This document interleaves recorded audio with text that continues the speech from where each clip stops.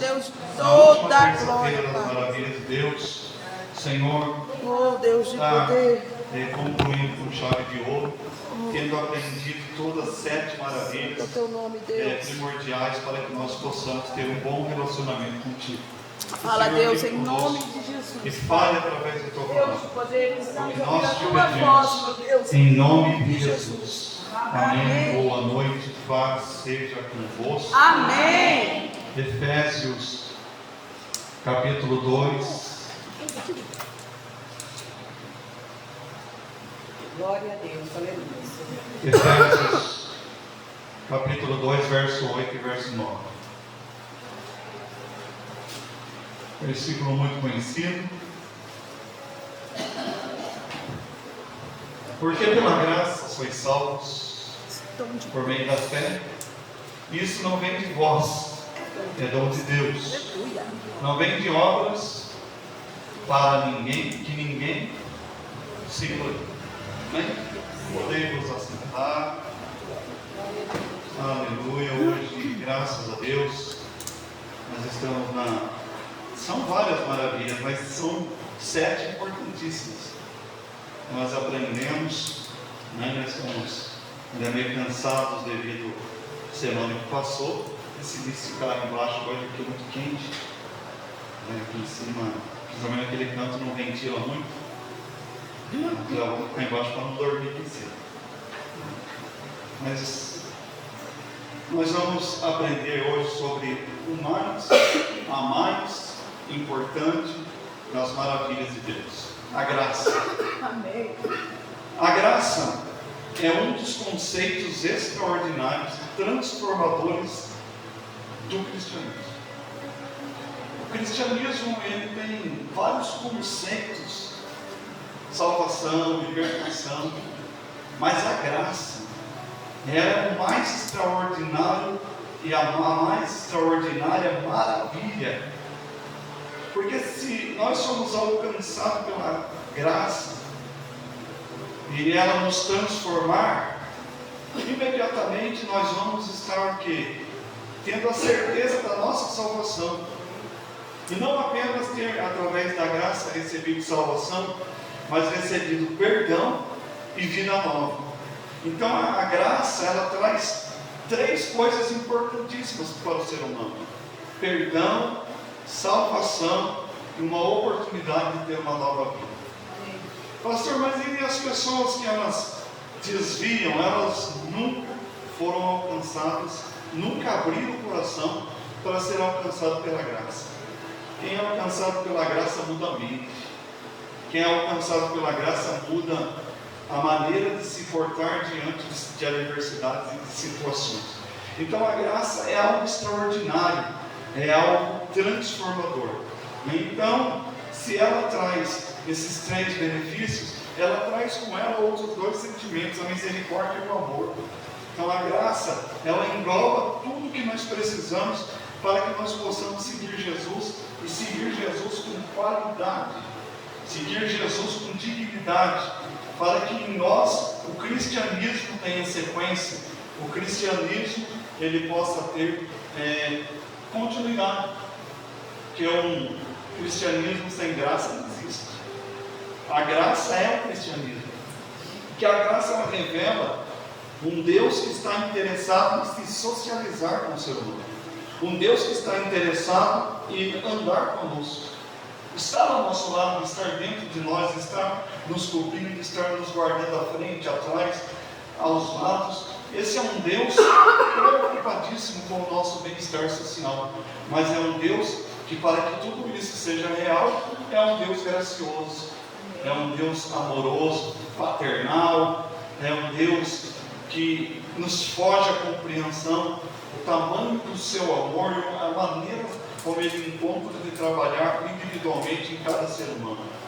E cada ser humano tem sua personalidade, cada ser humano tem o seu jeito. Um é fleumático, o outro é expansivo, o outro é mais colérico.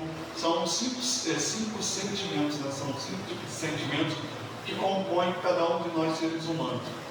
Um é mais expansivo, o outro é mais tímido, o outro é mais dinâmico, o outro é mais o outro é menos dinâmico, limitado. Mas em todos os seres humanos, Deus encontra uma maneira de trabalhar.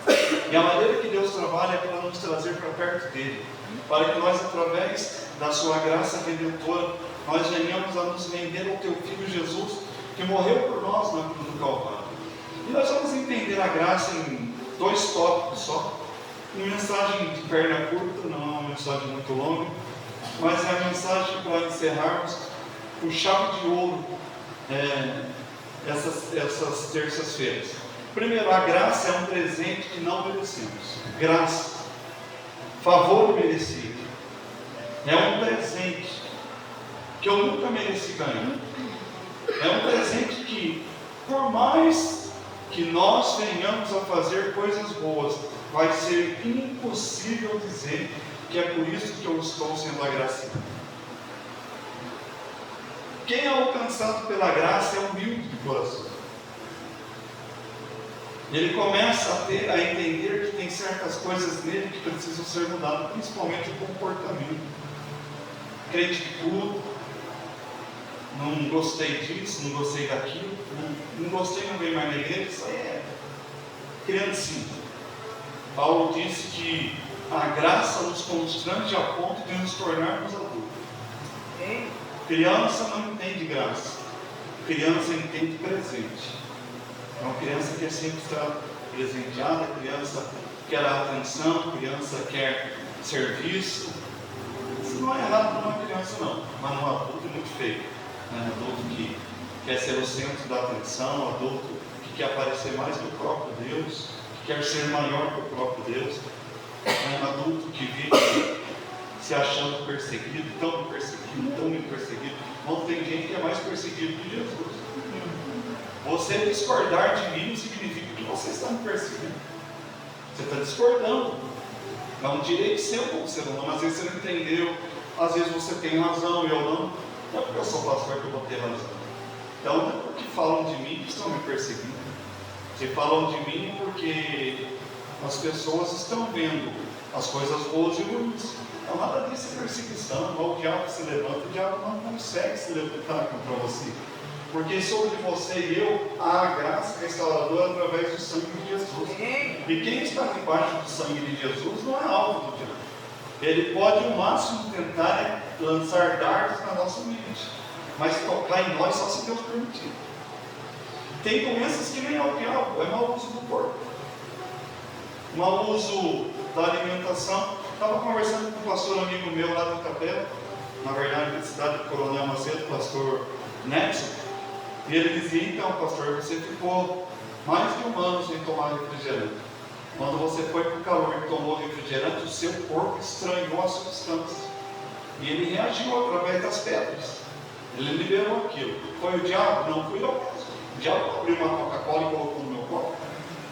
O diabo não me perseguiu, agora eu vou te perseguir com a Coca-Cola até você ter pedra no rim. Eu que exagerei a dose. Então tem coisas que, cheias da graça, nós vamos entender que há coisas que precisamos passar.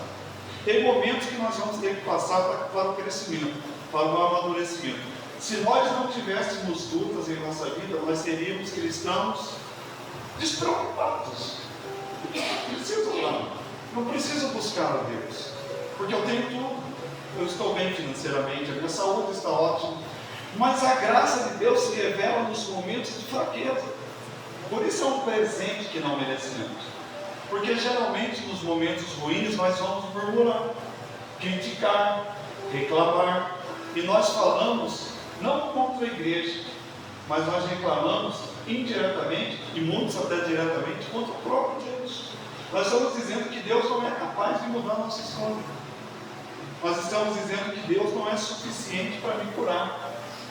Eu saí da graça. E eu agora me tornei uma criatura sem graça. Eu não vou nem usar outra palavra. Porque o prefixo des, ele significa sem. Então eu prefiro usar sem. Sem graça. E sem graça não é que é para fazer os outros rir. Isso aí é uma ferida emocional.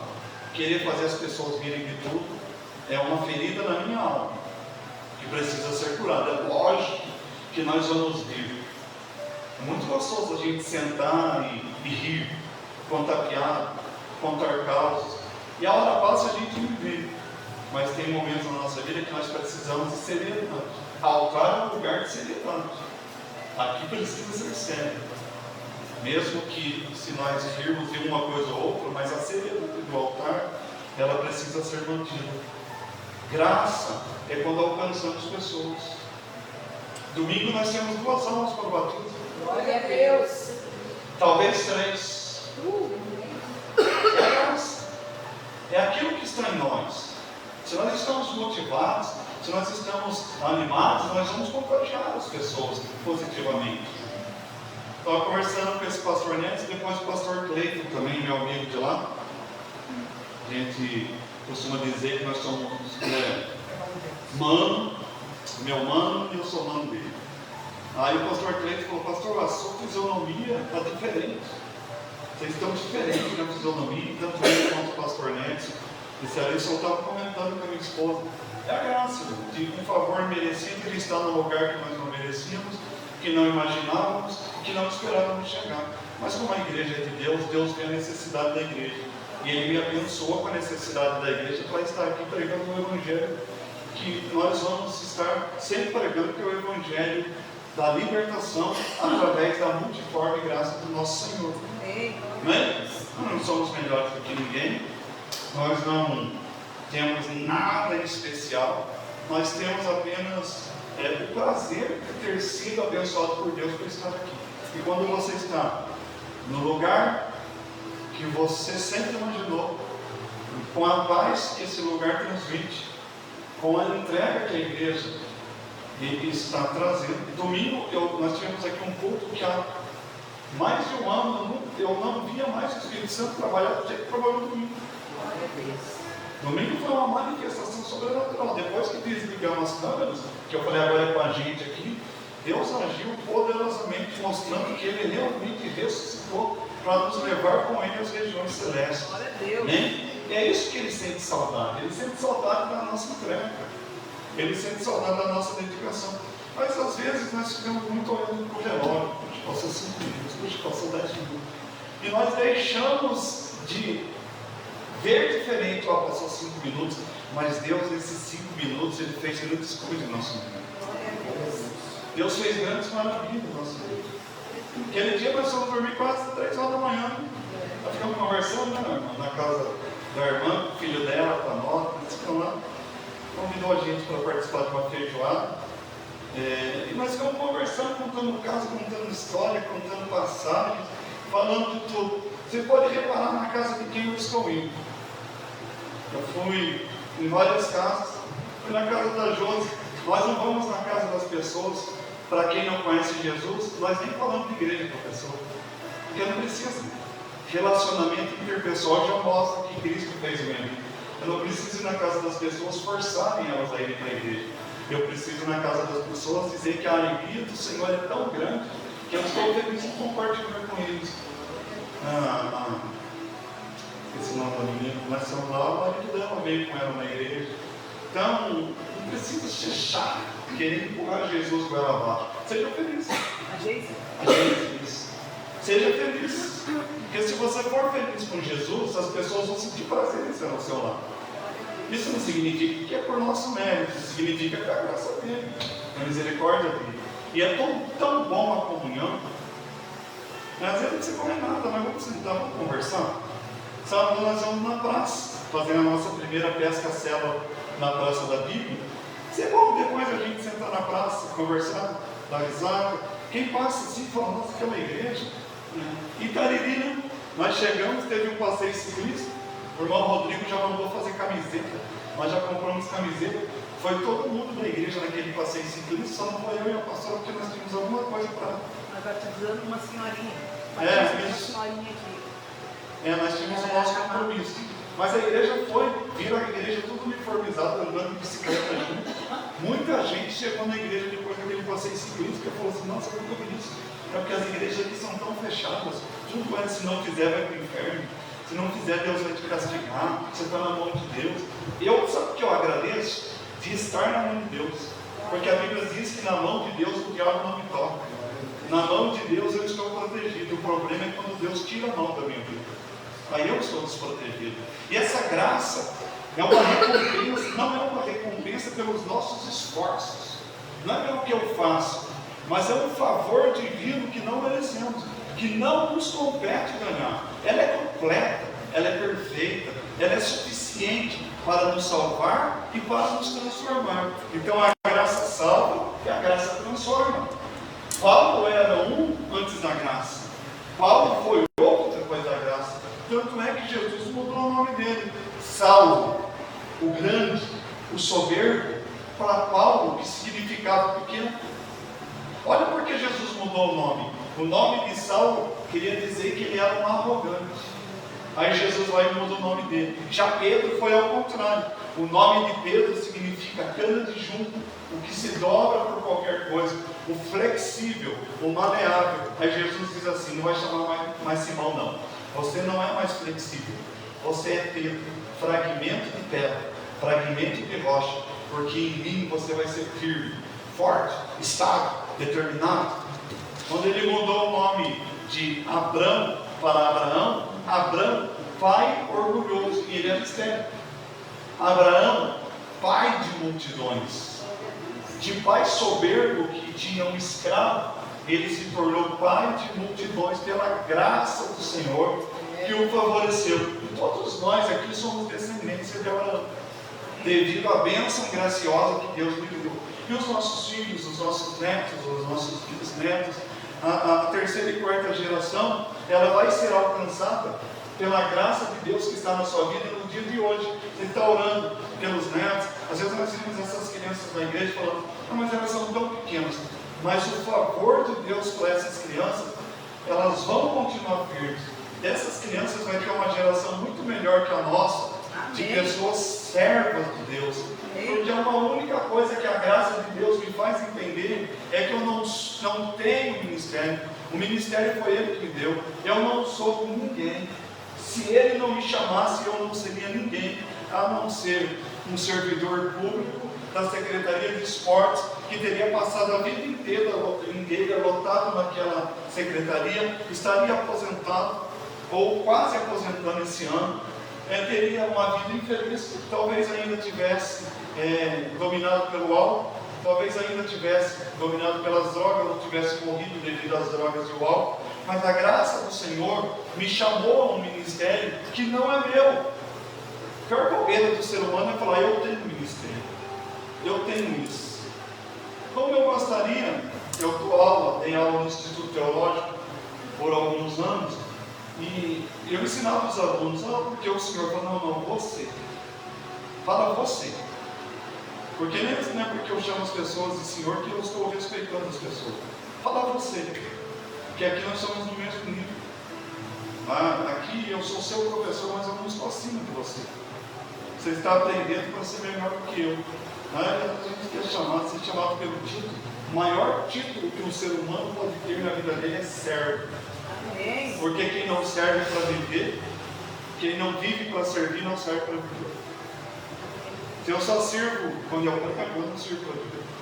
Se eu só sirvo quando eu canto, eu não sirvo para viver. Eu sou um miserável, inútil, arrogante, ser humano. Sabe o que a palavra humano significa? Humano vem de humus. Todo respeito, cocô de minhoca. Humus é cocô de minhoca. Nós somos isso. É o que eu sou. Eu não sou nada, eu era um drogado. Deus me chamou pela graça, me libertou pela graça, me fez andar esse estado pela graça, me fez conhecer o estado de São Paulo pela graça, me fez conhecer alguns estados fora do estado de São Paulo pela graça, me fez conhecer 2 países pela graça. Eu já preguei em pelo menos 40 a 45% dessas cidades do estado de São Paulo. Conheço os 4 cantos desse estado pela graça. E eu vou achar que eu sou alguma coisa? Não sou nada. Quanto menor eu me tornar, maior Ele me faz crescer. Glória a Deus. Essa é a graça, eu não mereço. Não merecia estar te anunciando o Evangelho. Porque o Evangelho é sagrado, o Evangelho é santo. Eu é o pior dos pecadores. O mais desprezível dos seres humanos. Foi o que o apóstolo Paulo disse: eu sou o mais desprezível ser humano. Eu sou um miserável pecador. Miserável homem que eu sou. Aí ele diz assim que as minhas obras são comparadas ao esterco. O meu ministério sem Jesus é um esterco. Mas o esterco serve para fortalecer a planta. Mas ninguém fala, ó que estercão bonito, cheiroso. Né? Ninguém sai com esterco na mão e põe na mesa da casa. Por quê? Porque o esterco é um excremento, é algo que não serve, mas que fortalece um ser vivo a se desenvolver, que é a planta. Né? Então é um presente que não merecemos só isso. Não foi porque eu mereço, não foi porque eu estudei, não foi porque eu prego, nada disso. É porque ele achou melhor confiar em um desprezível, para que as pessoas que se acham desprezíveis também acreditem que Deus possa mudar a vida delas. E segunda coisa para encerrarmos, Tito, capítulo 2, verso 11 e verso 13. Tito,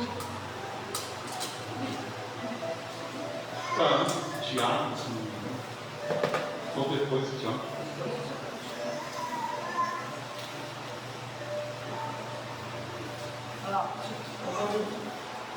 Minha Bíblia tem mais tudo. 2, do 11 ao 13.